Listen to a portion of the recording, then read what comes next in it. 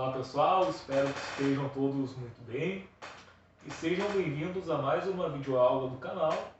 E hoje vamos falar sobre um conteúdo do 7º ano, que é a Reforma Protestante, um movimento começado por um homem chamado Martinho Lutero, onde atualmente é a Alemanha, lá no ano de 1517, no final da Idade Média e no início do período que nós costumamos chamar de Idade Moderna.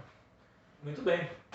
Depois de nós termos estudado todo o poder que a Igreja Católica tinha na Idade Média, a influência que ela exercia na vida das pessoas, como ela estava inserida em todos os meios, em todos os setores, em toda a vida das pessoas, da sociedade em geral, não era possível separar sociedade e igreja, era tudo algo único, a igreja fazia parte de tudo.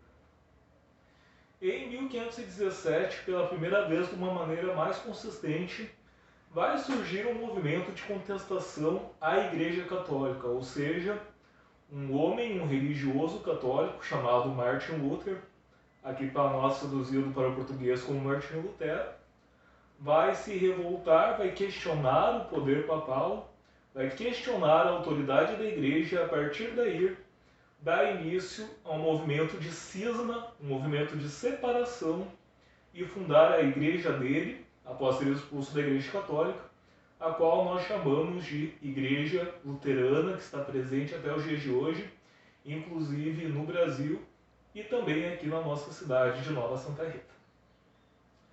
Martinho Lutero foi um religioso que chega na igreja de uma maneira um pouco diferente. Conta a tradição que ele estava na rua em meio a um temporal e nesse momento de desespero, com raios, com um risco de vida bastante grande, ele faz uma promessa a Deus e ele jura que caso ele sobreviva àquele temporal, ele se tornaria padre. É isso que acontece.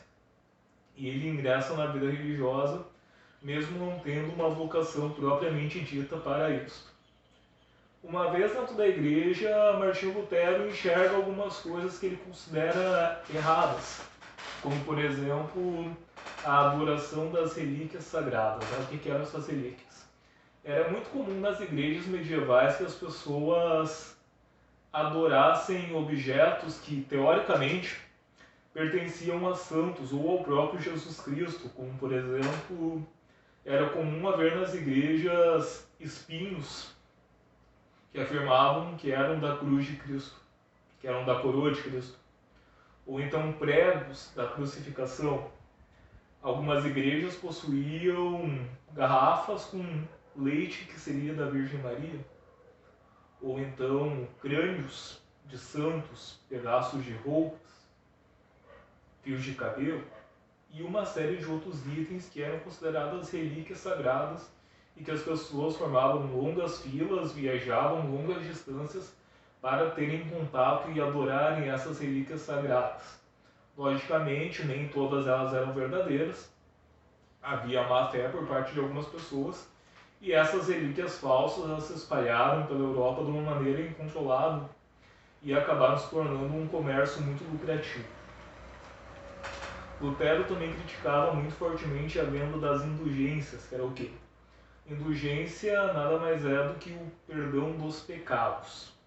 Ela surge como uma prática desde os começos do cristianismo e consiste em um papel que tu compra e aquele papel é uma espécie de carta de salvação, ou seja, a partir daquela carta que tu está comprando, tu poderá resgatar a alma de um fiel, de um amigo falecido que não havia ido para o céu. Lembrando que, de acordo com a doutrina católica, após a morte de uma pessoa, ela tem 3 caminhos. Ou ela vai para o paraíso, ou ela é condenada ao inferno, ou ela vai para o purgatório, que é uma espécie de purificação antes de entrar no céu. E a indulgência, ou seja, essa compra, ela garantia que a alma do fiel que padecia no purgatório iria automaticamente para o céu, ou seja, era um comércio. E aí esse comércio Lutero considerava imoral, considerava errado, considerava que era algo que não poderia acontecer. De acordo com ele, a salvação se dava unicamente pela fé e não pelas obras. E ele chega a essa conclusão após ler a Bíblia, e devido a isso, Lutero acreditava também que todos os fiéis, independente de fazerem parte ou não do clero, deveriam ter acesso à Bíblia e cada fiel deveria ter direito à livre interpretação das Escrituras Sagradas. A partir daí, Lutero resolve questionar a Igreja Católica, questionar o poder papal em determinado momento, já muito convicto das ideias que tinha. Ele resolve publicar um documento chamado 95 Teses, onde ele escreve num papel e ele prega na porta da igreja para que todas as pessoas lessem, né? Tanto que é uma época onde não tem acesso às redes sociais. Então a forma mais eficaz de divulgar uma ideia é justamente essa. Nessas teses, Lutero questiona, por exemplo, o poder do Papa para salvar almas e diz: se o Papa tem o poder para salvar as almas, por que ele faz isso por dinheiro e não por bondade?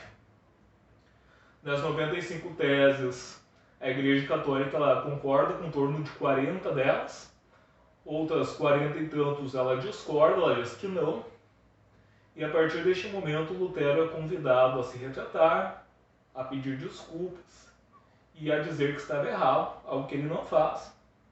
E após uma série de brigas, de conversas que não são resolvidas, Lutero é excomungado, ou seja, Lutero é expulso da Igreja Católica. O Papa diz que a partir daquele momento ele não faz mais parte da Igreja.